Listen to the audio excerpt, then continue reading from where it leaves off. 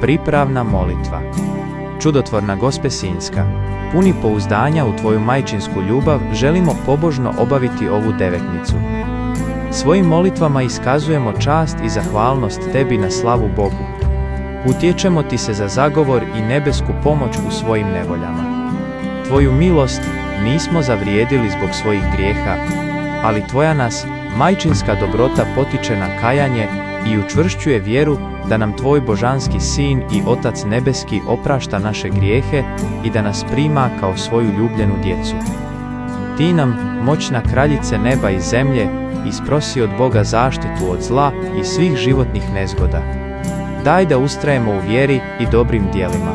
U današnjoj Ti pobožnosti iznosimo svoju posebnu nakanu, neka svatko prikaže osobnu nakanu. Ako je volja Božja, usliši nas, Majko, od milosti.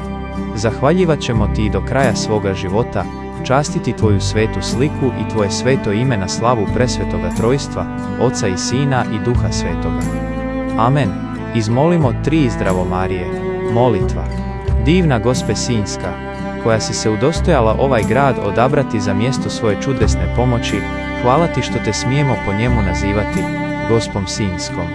Budi nam vazda milostiva i pomozi nam u svim našim nevoljama.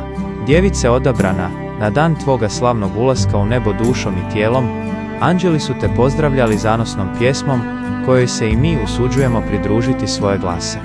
Neka je blagoslovljen čas, kad si slavno uznesena na nebo, da navijeke kraljuješ uz Isusa i utječeš mu se za nas.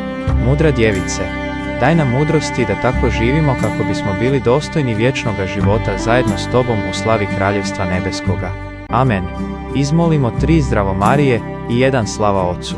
Moli za nas, čudotvorna Gospe Sinjska, da dostojni postanemo obećanja Kristovih. Pomolimo se. Bože, koji si po čudotvornoj slici svoje majke u Sinju pokazao spasiteljsku snagu svoje ljubavi, učini nas dostojnima da nju, svoju nebesku majku, iskreno ljubimo i po njezinu zagovoru k Tebi jednom dođemo, koji živiš i kraljuješ u vijeke vjekova. Amen.